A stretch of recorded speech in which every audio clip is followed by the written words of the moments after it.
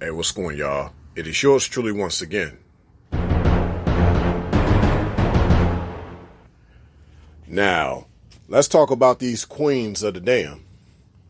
And the funny thing is, it's kind of similar to you think of the Aaliyah movie per se, but not really talking about that in a similar vein. For me, the main thing is just with society overall, with a lot of these entitled females who aren't women, and they try to claim they're queens. But you represent more so damnation, condemnation, abominations. You don't represent true submission. You don't represent true commitment. You have a lot of resentment. You have a lot of contempt, not content, for the masculine gender. And the last time I checked, queens have to be appointed. This is not a title that you can put upon yourself. So basically, in this day and age, since no one is really from any type of royal lineage, any aspect of you being a queen should be more or less because the man in your life has accepted you as the woman in his life. And that's where the queen comes into play, especially if you're having children for this guy, But you don't see that. But you see a lot of entitled females who have realized that, well, heck, maybe I don't need to be appointed. Maybe I can have guys who appoint themselves to me. And that's what you see. You see this all the time with all these beta male providers. And not that I'm bashing guys that are beta males, but that's literally what you are to her. You are literally her beta male provider. You are her beta. That's a male. Because you're not being a man. And you're being her provider on top of that.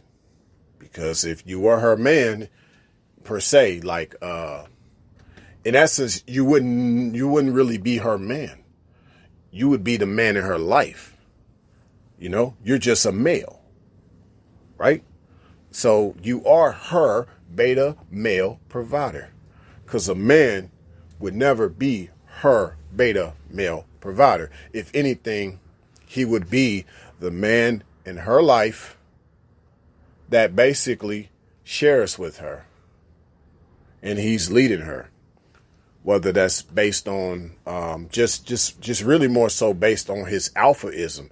And as I've said before at this channel, alphaism, you don't have to necessarily be an alpha male to have alphaism.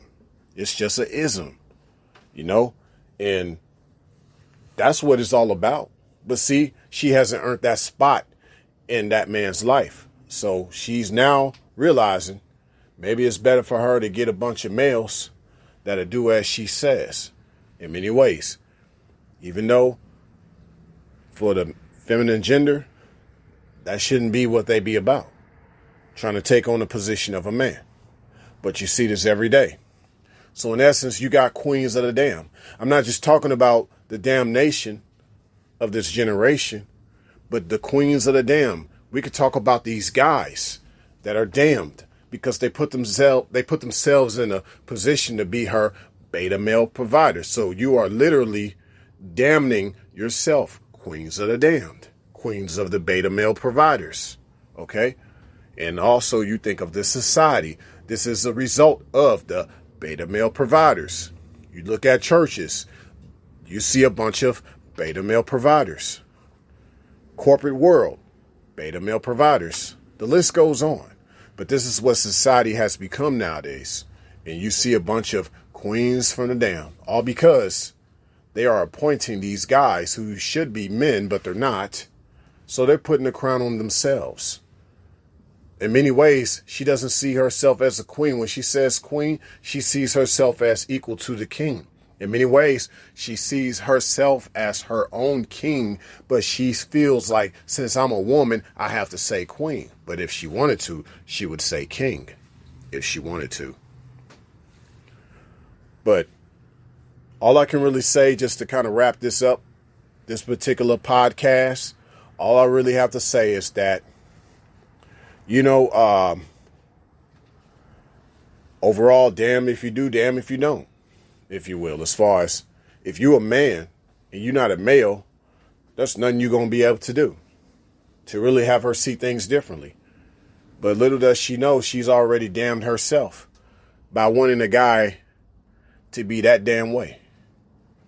But at least you know that, hey, I know there's nothing I could do to get her to think differently if she has that type of mindset. Damn if you do, damn if you don't. So there you go with that damn part, being queens of the damn. Queens of a man who says, damn if you do, damn if you don't. But nevertheless, it's not that she's really queen of him in many ways. I don't mean that either. I just mean that in regards to just, this man tried, but she's so entitled, even though she hasn't done anything to deserve that title of being a queen. So in essence, she could never know what true royalty is. She just has her own idea of it. And that's just kind of where she's going to remain. And there's nothing you can do about it. That's one thing I want guys to really get in their mind of thinking, because, you got a lot of this other stoic mindset as far as you just not caring. Okay, that's cool. But you know what? I'm a realist. Let's get to the idea of that there's just nothing you can do about it. Okay? Because you have a realistic reason as to why you think that way versus you just not caring. But some people say, hey, when you're stoic, you develop this idea of not caring. To some extent, that's true. To some extent, that's not true. I think a lot of us have experienced things. But maybe you do have some people that are naive, and they could be naive about this queen of the damn. So therefore, they become part of her fold in their own way, and they don't even know that. That's why when you have a realistic mindset about things, you can avoid becoming part of her damnation. Signing out.